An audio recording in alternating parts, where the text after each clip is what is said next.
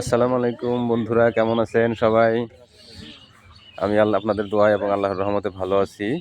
আর শীতের সকাল শেষ হয়ে এখন দুপুর গড়িয়ে মোটামুটি ভালোই রোদ উঁকি মারতেছে। আর সেই পরন্ত বিকেল তো বলা যাবে না, দুপুর।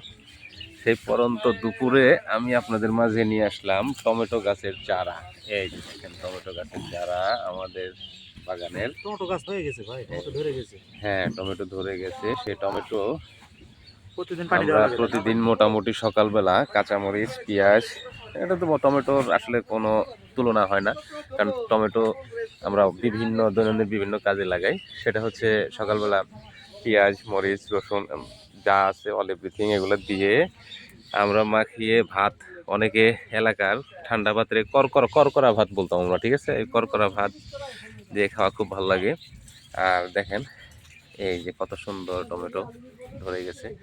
আমি জানি না বন্ধুরা আসলে এটা দেখা যাচ্ছে কিনা আপনাদের কাছে। দেখেন টমেটো, তো এখানে অনেক ধরনের গাছই আছে। এখানে অনেক আছে, সেটা হচ্ছে আপনার এই যে মরিচ গাছ, আমার বাগানের মরিচ ধরেছে। দেখেন এই যে মরিচ, তো একটু ফোন করে জানাবেন যে দেখা যাচ্ছে কিনা মরিচ, ঠিক আছে? এই যে মরিচগুলো এই যে হাত দিয়ে ধরে দেখাইতে হবে।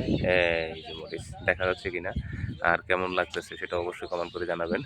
তো তো তারপরে ছোট ছোট মরিচের চারাগুলো হচ্ছে এই যে লাউ গাছ, মানে আমাদের এলাকায় বিলাতি গাছ বলতো আর কি। বিলাতি, ওটা হলো মিষ্টি কুমড়া বলে আর কি এমনি শুদ্ধ ভাষাতে। তো এই যে লাউ গাছ, লাউ গাছ বেশ বড় হয়েছে। দেখেন এই যে লাউয়ের পাতাগুলাও মোটামুটি খাওয়া যায় সকালবেলা ভর্তা করে। আর একটা জিনিস হচ্ছে মিষ্টি কুমড়া যে ধরছে, দেখেন মিষ্টি কুমড়াটা আমি কেবল দেখলাম, এর আগে দেখি নাই। এই যে দেখেন মিষ্টি কুমড়াটা কেমন হয়েছে সেটাও কমেন্ট করে জানাবেন। এই মিষ্টি কুমড়া ভর্তা করে, তারপর ভাজি করে রুটি দেওয়া সকালবেলা খাওয়ার কোনো তুলনাই হয় না। তো আশা করি আপনারা বুঝতে পারতেছেন যে আমার এখানে বাগানে কীরকম ধরনের আছে।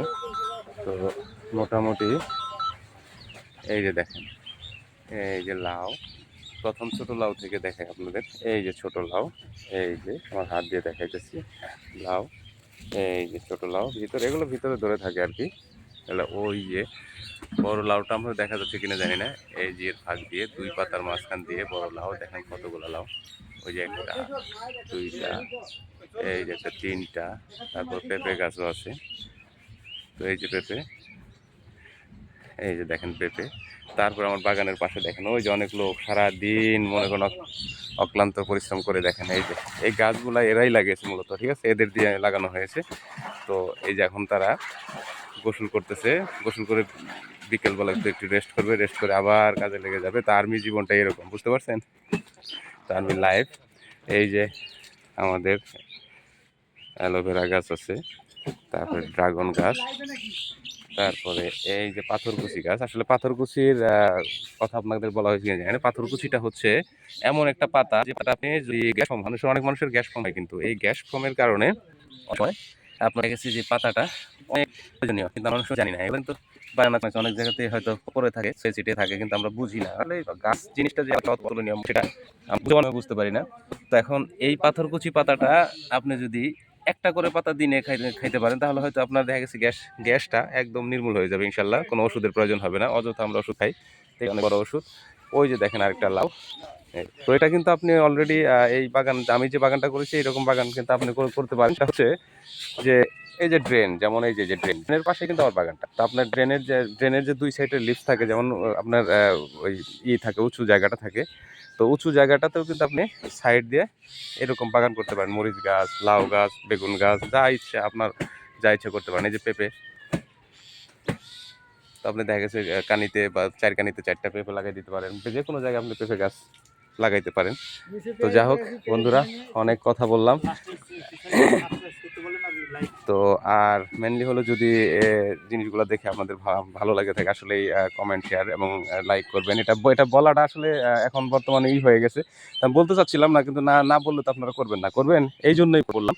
লাস্টে যে দেখেন আমার এই যে লাস্টে কি দেখাবো আপনাকে, লাস্টে একটা ওই যে আমড়া গাছ দেখছেন? আমড়া গাছ, অন্তত এই আমড়া গাছের উছিলাতেও আপনি কিন্তু আমড়া গাছ এবং লাউ, এই যে লাউ, আমড়া গাছ এবং লাউয়ের উছিলাতে কিন্তু আপনি সাবস্ক্রাইব, কমেন্ট, শেয়ার, যত কিছু অল এভরিথিং করা দরকার আপনার করে দিতে পারেন। তো ইনশাল্লাহ আশা করি বুঝতে পেরেছেন কেন ভিডিওটা করেছি। তো ভালো থাকবেন সবাই, সুস্থ থাকবেন। আসসালামু আলাইকুম।